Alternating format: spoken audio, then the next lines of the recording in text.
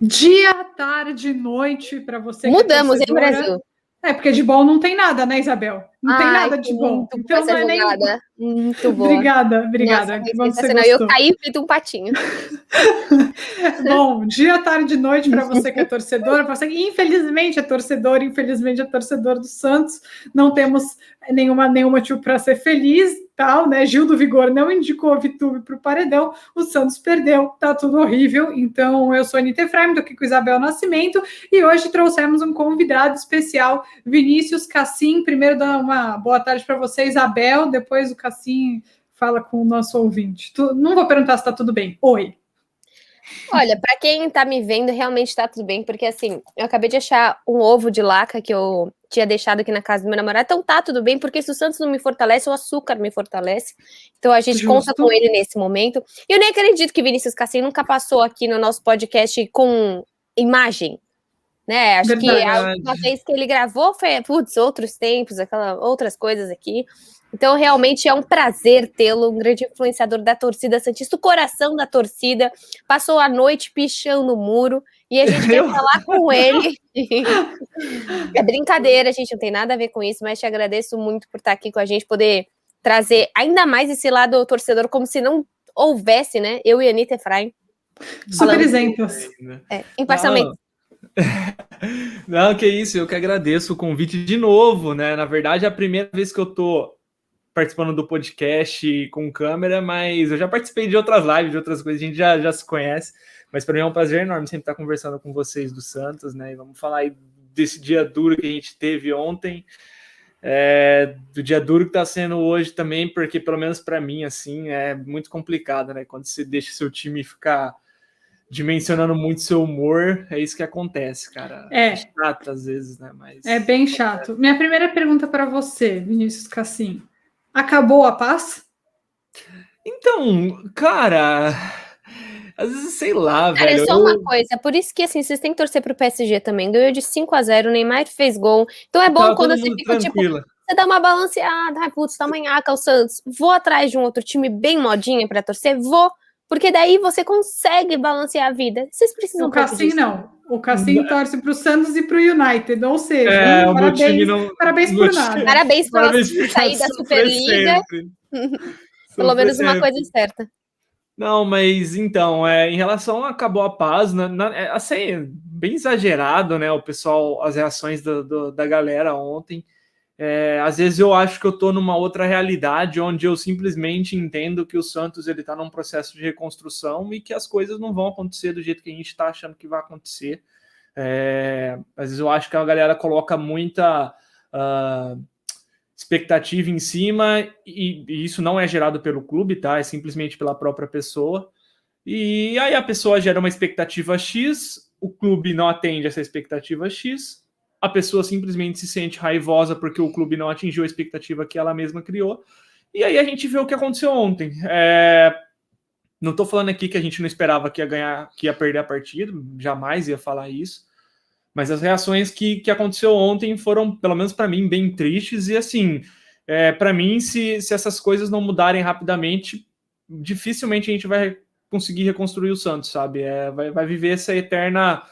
Esse eterno lenga-lenga aí, não vai chegar a nada nunca, porque ontem, eu confesso para vocês que ontem eu até comentei pouco pós-jogo, porque eu estava muito triste, não só com a derrota, mas com as reações das pessoas, e aí eu acabo me afastando da rede social mesmo, porque infelizmente é uma coisa que, cara, machuca muito a gente com as coisas que a gente lê, assim, não tô falando nem de ofensa pessoal não, porque graças a Deus ontem eu não tive, mas é de ler coisas assim estúpidas em relação ao Santos, que para mim é muito triste, sabe?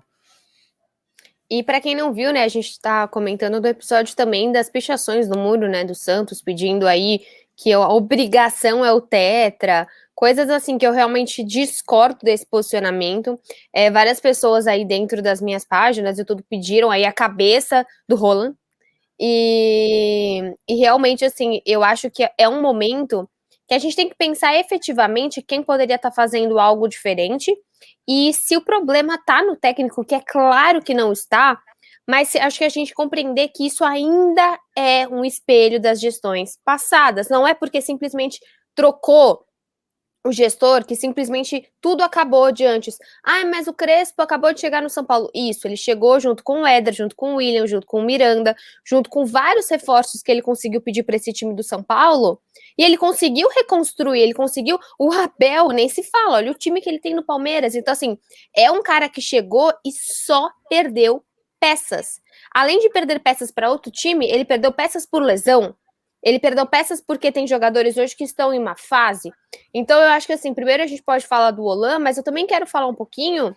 A gente tem muita coisa para desabafar, mas a gente pressiona muito os moleques, mas, assim, são os experientes que estão fazendo a maior falta nesses jogos, né? Mas, Ni, acho que você vai querer começar aí falando pelo técnico. Acho que muita gente ontem falou que eu estava passando pano. Talvez vocês estejam certos, talvez eu esteja passando pano mesmo, mas sabe que tem uma coisa que me assustou muito, né? Que as pessoas falaram assim, como argumento, né? Ele teve 15 dias para treinar o time em Atibaia. Cara, 15 dias e vocês acham que isso é suficiente para resolver todos os problemas? Isso me deixou apavorada. 15 dias sem o Soteldo, depois sem o Caio Jorge, 15 dias sem o elenco completo, né? 15 dias com metade o Sandri. deles. Exatamente, metade teve Sandri, metade não teve Sandri, então, né? São 15 dias sem basicamente os principais do time também. E um outro ponto, isso me incomoda muito. Isso daí é uma análise muito boa das pessoas. Esses 15 dias ele implantou a ideia dele. Não é que o Santos é uma várzea em campo. O Santos tem uma ideia. O problema está sendo a execução disso de forma lenta. Não é como se, sei lá, tá ligado? Tipo, fosse um time completamente perdido em campo, que não tivesse ideia. Não, o Santos tem lá a linha de 3, tem lá os pontas bem abertos. O problema maior para mim é só a execução mesmo. E esse tipo de coisa não é com 15 dias que se resolve. Eu diria até que não é nem com 30. Eu posso citar aqui o exemplo do Guardiola na primeira temporada dele no City. Alguém questiona o Guardiola como treinador? Ninguém questiona. Claro que não.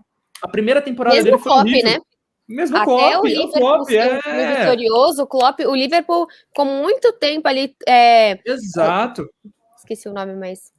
Não, quando ele chegou, ele foi, nossa, nem perto do que ele é hoje.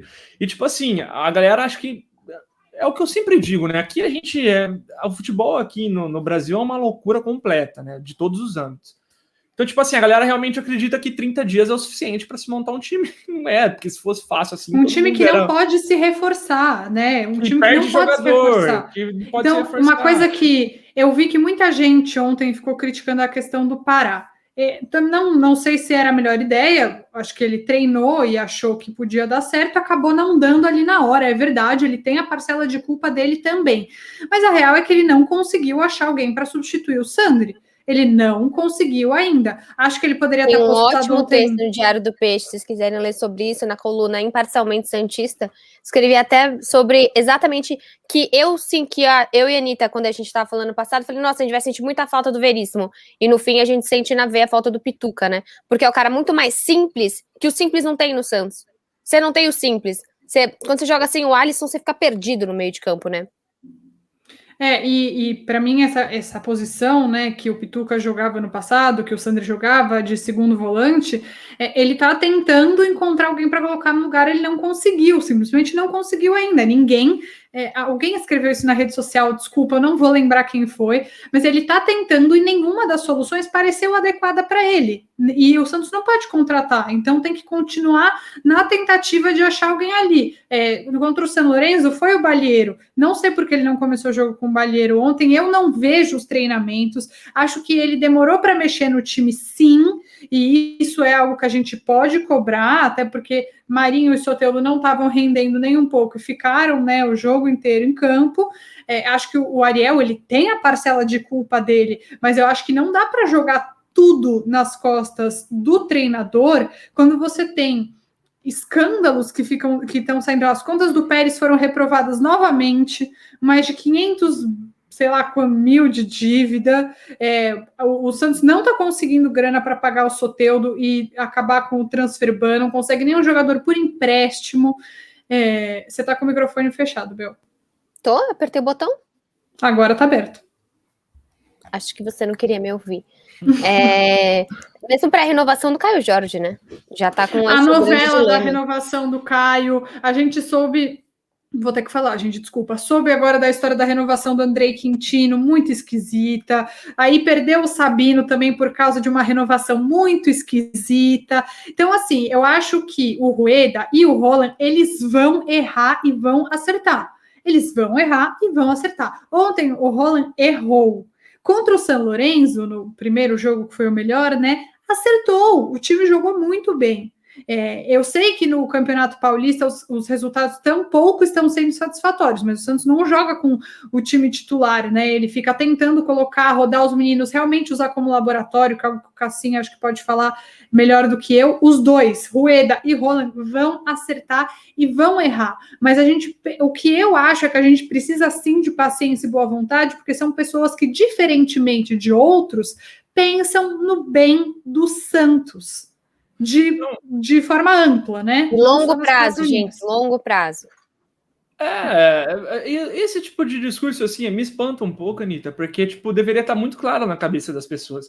Para mim, é até estranho que a gente tenha que ficar batendo nessa tecla o tempo todo para ficar explicando para as pessoas isso. Porque, sério, velho, às vezes eu olho a rede social e eu fico pensando, cara, será que eu sou muito louco de achar que a nossa realidade é essa? Ou as pessoas que estão completamente despirocadas, porque não é possível. Tipo assim, eu entendo, caras, que beleza, a pontuação não é satisfatória no Campeonato Paulista, que a Copa Libertadores provavelmente a gente não é favorito a ganhá-la, não é mesmo, não sei de onde que tiraram isso. E assim, essas expectativas que as pessoas criam nelas mesmas, o clube não atende e elas ficam frustradas com o clube. Eu não me entra na cabeça isso. Qual é o sentido, qual é a lógica disso, sabe? E que nem você falou, vai errar e vai acertar. E, gente, é um processo natural do futebol. Nem se o Santos tivesse, mano, maravilhosamente bem de dinheiro, como o Flamengo tem, por exemplo, o Palmeiras tem, não vai errar. A gente vê eles errando, pô, imagine a gente, que tem recurso bem menor do que eles. E eu acho que, de novo, eu vou bater nessa tecla. As pessoas estão ansiosas pelo produto final do Santos, mas elas não querem comprar a caminhada. Elas não querem. Para mim tá evidente isso. É muito fácil em rede social, em janeiro, falar, não, ó, agora a gente vai organizar a casa, agora vai... É muito fácil. Não, eu nem ligo pro Paulista. Eu nem ligo. Paulista é laboratório. Todo ano o mesmo papo. Não, Campeonato Paulista, vamos com as reservas. Não, aqui não sei o quê. E na hora que acontece, o que a gente vê é a torcida revoltada, é a torcida furiosa, é a gente não comprando o discurso que eles mesmos tinham lá atrás. Então, assim, para mim tá evidente. Eu sei quem são as pessoas assim que eu acompanho que realmente estão ali comprando o discurso e quem só fica de fachada. Para mim tá muito bem claro. Eu lamento, porque no fim das contas as pessoas elas simplesmente têm um sentimento delas baseada na vitória ou na derrota. E aí, para mim, tá? Isso não serve. Para mim, isso não serve. Eu acho que tudo que a gente está falando não quer dizer que o Santos não tenha jogado mal contra o Barcelona. Jogou mal, mereceu muito perder. Mal. Mas eu queria dizer uma coisa também, que neste mesmo podcast, há uma semana, a gente esteve aqui com o Gabriel Dudziak e ele avisou que o Barcelona era um bom time, que ele achava que eram três bons times para 2 vagas, então ele acha que apenas o The Strongest está meio fora da disputa, que é um dos grupos mais difíceis que tem na Taça Libertadores. Então, assim, tem um jogo. Só podem acontecer 3 coisas num jogo. Ou o seu time ganha, ou o adversário ganha, ou empata. Não tem outra opção. Então, assim, tem jogos que vai ganhar, tem jogos que vai perder. É óbvio que o desempenho preocupa. Tá faltando evolução. É verdade, isso é preocupante. Mas eu queria que você falasse um pouco, Cassim, sobre uma coisa que você escreveu ontem ou hoje no Twitter, sobre essa cultura da necessidade da vitória, como se todo ano o seu time pudesse ser campeão, e se não for campeão tá muito ruim, como se tivesse que ganhar todo o jogo, ainda mais com uma média de idade de 20 anos de jogadores em campo. Enfim, fala um pouco sobre isso. Não, na verdade, esse discurso meu aí, acho que foi ano retrasado. Eu até postei essa entrevista do Quique Setien, que é um treinador que estava no Barcelona um tempo atrás, e ele fala exatamente isso. E veja bem, ele fala isso da Espanha, tá? Não é do Brasil, do cenário espanhol. Mas para mim serve perfeitamente para cá.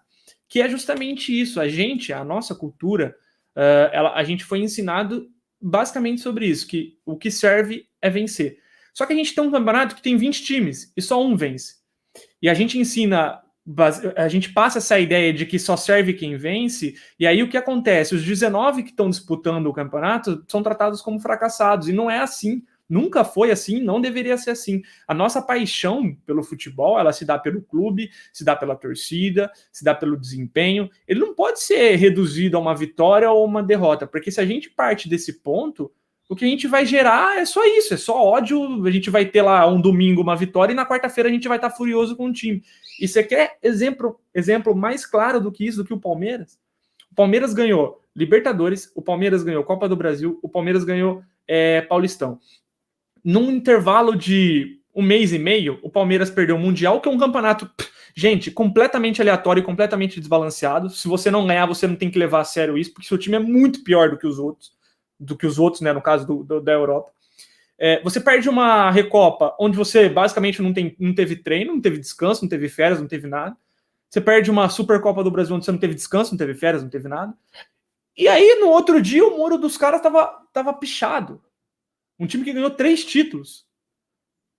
Cara, não tem lógica isso. Isso daí é basicamente as pessoas vivendo frustradas e odiosas. Aí o que acontece? Ela vai lá, ela ganha no domingo, daí ela fica no WhatsApp, na rede social, haha, beleza, legal, não sei o quê. Na quarta-feira já tá no ódio de novo se o time perde. Gente, essa lógica é completamente podre e ela é maléfica para a saúde mental das pessoas. Você pode estar fazendo isso aí e você talvez não esteja percebendo o quão mal isso está fazendo para sua cabeça. E não é só no futebol. Isso vai se alastrando de pouco em pouco na sua cabeça e vai chegar no momento em que a única coisa que você vai fazer na sua vida é ser frustrado e odioso. Basicamente isso. O que não quer dizer que você não possa ficar puto se seu time perder. Claro, eu também fico puta se o Santos perde. Mas acho que você essa anulação de tudo por causa de uma derrota, sim, ela é absurda, é de uma irracionalidade. Tudo bem, o torcedor muitas vezes é irracional, mas é isso que a gente, cara, todo mundo falando tanto tempo, né? Não, reconstrução, projeto a longo prazo. Quando dá a primeira estremecida, não serve mais. Melhor o Lisca ter vindo. É que eu acho que tem duas coisas. Irracional, a gente pode ser com futebol, mas a gente nunca deve ser irresponsável. Exatamente. Eu acho que, assim, tem que lembrar, eu acabo falando, o Kaique hoje, o que aconteceu na zaga é sorte. Não é normal um menino de 17 anos chegar e ter a segurança que o Kaique tá jogando. Por que a gente não pontua? Ontem, pra mim, o Kaique fez uma partida regular. Sabe, pra mim, eu sinto muito mais falta de você ter um Luan Pérez melhor, porque no último jogo do Luan Pérez eu já falei, eu até brinquei com meu pai, nossa, eu achei o Luan Pérez meio sem vontade. Aí ele falou, não fala isso. Não fala isso, eu ia colocar nas notas do diário, né? Ele falou, não, fala isso, que as pessoas adoram o Luan Pérez. Mas eu senti o Luan Pérez sem uma vontade, isso foi no Paulista. Mas ontem também não foi um baita jogo nem dele, nem do Marinho, nem do Soteldo, nem dos principais e mais experientes jogadores do Santos. O Kaique é extra classe, o Pirani não vai funcionar sempre, o menino ele continua com 19 anos. Então acho que essa questão de processos do Santos, que o Giovani sempre fala, que a gente pula etapa, é isso que acontece. Ano passado foi sim um pouco de sorte, foi sim. Não foi só habilidade, talento, time bem treinado, foi uma pitadinha de sorte. Então não é sempre que isso vai acontecer. E eu vou falar uma coisa que eu provavelmente vou ser muito criticada, mas no momento desse, às vezes seria melhor para o Santos ter entrado em uma Sul-Americana, em um campeonato que você consegue... você realmente, dinheiro é diferente, financeiramente é muito diferente, mas a competitividade do Santos hoje, ela tá mais para você conseguir trabalhar numa Sul-Americana do que numa Libertadores. E é algo que eu só vou falar aqui no podcast, porque se eu postar alguma coisa assim, é algo que as pessoas criticam muito, mas é compreensível que hoje o time do Santos ele está mais para um time que consegue ser competitivo numa Sul-Americana. E tá tudo bem, porque são fases. Né? Ano passado, o São Paulo estava na Sul-Americana, o Corinthians esse ano está na Sul-Americana. Bel, eu também vou na mesma linha que você, tá? Não é que eu não queria que o Santos não tivesse na Libertadores, a gente sempre quer que o nosso clube esteja na melhor situação possível. Mas se a gente for olhar da ótica de reconstrução, se a gente for olhar da ótica de que a gente está com um treinador novo que é muito diferente do que um treinador comum brasileiro, de um processo de reconstrução do clube, não só do time. Se a gente for olhar da parte de vista de competitividade, é muito melhor estar na Sul-Americana. É muito melhor. E isso vai ficar muito evidente, e eu vou dizer isso aqui, porque se o Santos se classificar, isso vai ficar muito evidente. Nas oitavas para frente. Porque a gente vai pegar times que estão muito mais preparados que a gente. Eu não sei, de novo, aonde que as pessoas estão com a cabeça. O Santos não é esse time hoje que as pessoas pensam. É um time que está em construção, que tem garotos que vão oscilar. Que Só tem uma perdeu ideia... do ano passado para esse. Sim, gente, só perdeu peça e a situação como um todo tá muito diferente. Então, na minha cabeça, e eu acredito que na de vocês também, todo esse processo de reconstrução, ele é natural, ele vai acontecer mesmo com derrotas, com vitórias, às vezes partidas ruins, e como a Anitta falou, ninguém aqui vai passar pano para treinador, para clube, porque ninguém aqui tem contrato falando que não pode criticar o clube, nada do tipo. Eu ontem fiquei, sim, muito triste com o Holland, nas opções que ele teve e como o jogo se desenvolveu, e principalmente como vem se desenvolvendo, porque eu tenho visto um Santos muito passivo nas ações, seja tocando a bola, construindo o jogo, seja reagindo quando perde a bola, seja defendendo. O Santos não está bem em nenhuma fase do jogo, nenhuma. Mas eu entendo que é natural do processo. Também a gente pega o futebol do Cuca e compara com o do Holland, é uma quebra de ideias assim, completamente oposta, sabe? É uma coisa muito distinta uma coisa da outra. Demanda tempo. Aí o pessoal provavelmente vai vir aqui e vai falar, não, mas nossa, o Sampaoli foi diferente. Gente, o Sampaoli recebeu quase que um elenco inteiro na mão dele de contratação. É completamente diferente. Ele não, o Sampaoli em momento nenhum pegou um garoto da base e falou assim, não, você vai jogar de titular. Ele não fez isso, todo mundo sabe. E uma Ele coisa, aliás, que eu queria... pronto. E uma coisa que eu queria falar sobre isso, inclusive, é lembrar mais uma vez, como o Santos não pode contratar, você tem que insistir em certos jogadores para poder lapidar o talento. E como a Bel falou, o Pirani, por exemplo, né, que é um moleque de 19 anos e que ele ainda é irregular. Mas aí, se colocasse outra opção no lugar dele, tipo Jean Mota, a torcida ia ficar revoltada. Sim. Mas o Pirani nem sempre vai jogar bem, porque ele vai oscilar, porque ele ainda é muito novo, porque até ontem ele estava jogando no Sub-23.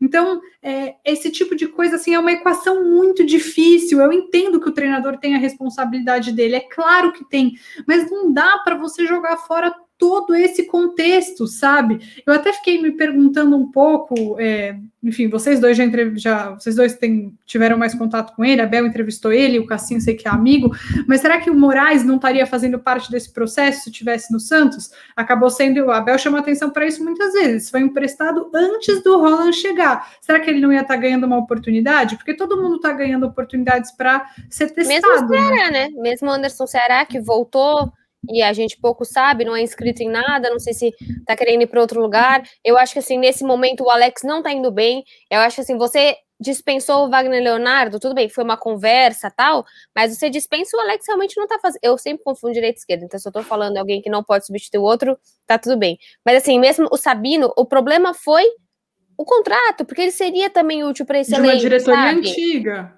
Exatamente. Então, assim, é uma reconstrução dolorida e vai ser. É muito mais capaz que o Ariel chegue e fala, meu, cansei, porque eu não tenho peças, eu não tenho como trabalhar, e provavelmente alguém deu uma estimativa para ele. Agora você não tem como contratar, mas eu acho que ele não viria sem uma mínima estimativa do Rueda, tipo, sei lá, julho, talvez a gente consiga abrir o transfer ban, a gente consiga melhorar a situação, porque assim, para ele sair do time dele, para vir para cá, com nada, é muito complicado. E só lembrando, Bel, também, o Rueda já falou sobre isso, né? Que ia doer na carne quando ele fizesse o processo de construção. Então, a gente, até o momento de, sei lá, 2 semanas para trás, estava super tranquilo. Então, a gente estava achando que era 1000 maravilhas. Mas a gente estava achando que era 1000 maravilhas porque em nenhum momento a gente chegou a ter esse baque de realidade que a gente teve ontem. A gente teve contra o São Paulo, mas ali eu vou dar uma passada de pano, porque eu basicamente não teve primeiro tempo por conta do campo, no segundo tempo muito garoto, ainda primeiro clássico, é uma situação um pouco diferente. Ontem, na minha visão, tá? Ontem, na minha visão, é um choque de realidade pra gente colocar o pezinho no chão e falar, é isso aqui que a gente vai enfrentar daqui pra frente, sabe? Não é mais aquela questão... Com esse calendário, né? Que também é assim, o calendário é para todo mundo. Ok. Pro São Paulo, não, porque não tá na Libertadores. Para ninguém que tem a quantidade de... Na pré, né? Isso, perdão. Que ninguém tem a quantidade de elenco que o Santos tem. O Santos joga sexta-feira, ele joga domingo um clássico contra o Corinthians e terça-feira ele joga de novo. Até minha mãe falou, nossa, tem jogo de novo? Eu falei, mãe, agora é dia sim, dia não. Ó, de sexta até terça-feira, o Santos tem um total de 2 treinos para jogar 3 partidas. Não, para jogar 2, né, no fora de casa. E assim, uma delas é o Corinthians, entendeu? Que não é, Paulista, tudo bem. Toma um caceta do Corinthians para você ver como que fica isso. Não, é um clássico e é o Boca, e é o Novo Horizontino em Novo Horizonte, que é longe, na Argentina contra o Boca. Ó, detalhe, o Novo Horizontino só perdeu para o São Paulo nesse Campeonato Paulista. Dos times de interior, é um dos mais, se não mais forte. Tá na frente do Palmeiras no grupo. E assim, eu nem vou mexer no Red Bull, porque já tá na Série A, mas dentre os pequenos, o Novo Horizontino é o time mais forte do Campeonato Paulista. E são 3 derrotas que, na teoria, caso aconteça, são normais. Você perder para o Novo Horizontino, um dos melhores times ali, como eventualmente você perde para o Mirassol, você perde para o outro time igual o Santos perdeu também, normal. Você perder para o Boca na casa do Boca, normal. O clássico contra o Corinthians, normal, são um jogo difícil. Só que eu sei que se vier pauleira, e o Santos fizer 3 jogos ruins, daqui a uma semana, lascou. Vai ficar difícil. Lascou. E o contrato do Ariel é de 3 anos. Assim, então eu não sei como é a multa, na verdade eu não sei essa parte, mas complicado. Não, a torcida vai, ó... Vai cair em cima. Vai cair em cima, mas assim, é o que a gente sempre fala aqui. Eu não vou ficar aqui cobrando vitória sexta, domingo e terça, mas eu tenho o direito de cobrar desempenho. Porque, assim, a derrota ou a vitória, ela pode vir por uma bola vadia. Evolução, né, Tatinho? Acho que nem é desempenho. É minimamente você fala, caramba, ainda empatou, mas putz, foi melhor. O time conseguiu criar mais chance. Porque, assim, de novo, eu vejo um time muito apático em campo. Muito... Isso que me irrita, porque antes o time era ruim, mas você via vontade. Tipo, os caras... Era um time muito elétrico. Era um time... Assim, eu tenho todas as críticas ao time do Cuca. Mas era um time muito elétrico, muito elétrico. Uma família, né? Eles vão... família. Mas assim, eles basicamente ficavam o jogo todo correndo para pressionar o adversário, e eu acho que falta um pouco disso no trabalho do Ariel Holand, sabe? Porque a gente tem jogadores que são dessa característica, e eu acho que eles, às vezes, estranham isso, essa passividade, sabe? Às vezes eu acho que você tem que chegar e falar, cara, Marinho e Soteldo, cara, sejam livres no campo, mas não parem de correr. O meio campo tá todo instante lá em cima, a linha de zaga lá em cima, e tentar fazer alguma coisa que não seja só ficar tocando a bola de um lado ou de outro tão lento, porque isso facilita a vida do adversário também, sabe? Então, vamos ver. Desses jogos de sexta, domingo e terça, o que eu espero é, no mínimo, uma evolução e um desempenho melhor. Resultado, infelizmente, eu não posso vir aqui e falar, Roland, você tem que ganhar e ponto final. Para mim, não funciona desse jeito, porque é impossível você garantir uma vitória num jogo de futebol. Mas desempenho você garante. Acho que também é isso que eu espero da diretoria do Santos, que a diretoria do Santos cobre a mesma coisa. Fale, olha, a gente precisa que o time melhore. Sim. Pode ser que seja eliminado na fase de grupos, pode ser que não é o que eu torço para acontecer, não é isso, mas pode acontecer. Exato, se vocês estão achando que eu estou torcendo contra, que eu acho que o Santos não é capaz. Não, mas pode acontecer. Vocês são muito corintianos, sério. Exatamente. Mas precisa que o time seja mais... Precisa entender que isso ainda é um resultado de gestão, gente. Ainda é um resultado de Odílio, de Modesto, de Pérez. Ainda vai demorar para sair isso. Acho que é essa compreensão também. Isso com certeza falta, mas eu acho que o Quaresma, enfim, quem for responsável por isso, precisa chegar no Ariel e falar, olha, a gente está com você, a gente está fechado com você, mas o time precisa sim evoluir. Então, acho que o resumo da ópera é calma, com a maneira de cobrar, né? Pichar a Vila Belmiro é um absurdo, mas não vamos passar pano para os erros também, porque a gente vê que tem acontecido. E tomar cuidado em como você critica os jogadores, porque isso satura. Eu sei que, por exemplo, o Cuca chegou no Galo e falou, nossa, que pressão que é aqui. Tipo, é óbvio, todo lugar é uma pressão. E eu sei que o jogador de futebol, se sair do Santos e ir para outro time também, mas calma, porque eu sei que, assim, muito questão da relação que a gente teve, tanto com o Arthur Gomes, tanto com o Thailson, tanto com vários jogadores que foram embora, foi uma saturação, às vezes até desnecessária, que talvez não precisasse. Eu ainda acho que o Thailson e o Arthur Gomes vão fazer bons campeonatos pelos times que eles estão, mas calma com esses jogadores de agora, sabe? De em cima, cara, você que foi em cima do Lucas Braga, eu acho que você minimamente já devia ter aprendido a lição e não fazer isso com o Pirani, não fazer uma eventual falha, tanto, sei lá, do Kevin, do Sandro, do Balieiro, cara, é só moleque. Se eu encontrasse todo esse povo há um ano atrás, eu passava reto na rua, porque eu não sabia quem era. Ó, eu não sei se eu deveria falar isso, mas já que você entrou nesse assunto, eu vou falar. Domingo eu recebi uma mensagem de um jogador da base do Santos, tá? Ele me elogiou e ele falou assim, cara, você é um dos poucos que realmente apoia a gente, porque a gente sofre muito, né? Porque a gente tem esse processo de abrir mão de família, de amigo, a gente tá no Santos desde criança, a gente abre mão de muita coisa, a gente trabalha duro todo dia para chegar a esse momento da gente estar no profissional, e a gente passa por esse processo de adaptação. E ele falou para mim, você é um dos poucos que entende isso da gente, sabe? Ele falou, você acha que não, mas a gente lê rede social bastante, ele falou para mim. E assim, cara, eu fiquei um pouco triste dele ter que falar isso daí para mim, porque, eu fiquei imaginando a cabeça de um moleque de 18, 19 anos, sabe? Tendo que ler esse tipo de coisa. E são coisas pesadas, não são coisas leves, assim. O pessoal não fala, você tem que melhorar. Não, vai para aquela casa do lá, xinga a mãe. Xinga a mãe. Então, assim, são coisas pesadas. E para a cabeça do moleque, isso afeta. E eu já falei isso, talvez, não lembro se numa live do Noronha, mas a gente está lidando com o sonho de uma pessoa.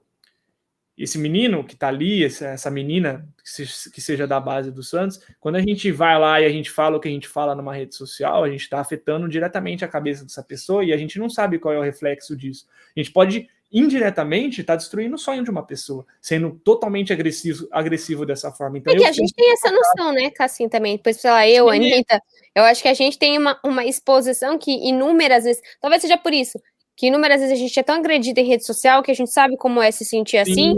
Poxa, último... Ontem fizeram isso comigo. Pra variar. Eu posto vídeo, é sempre tipo, que jogo que você viu, você não entende nada, você não sabe o que você tá fazendo, você não sabe o que você tá falando.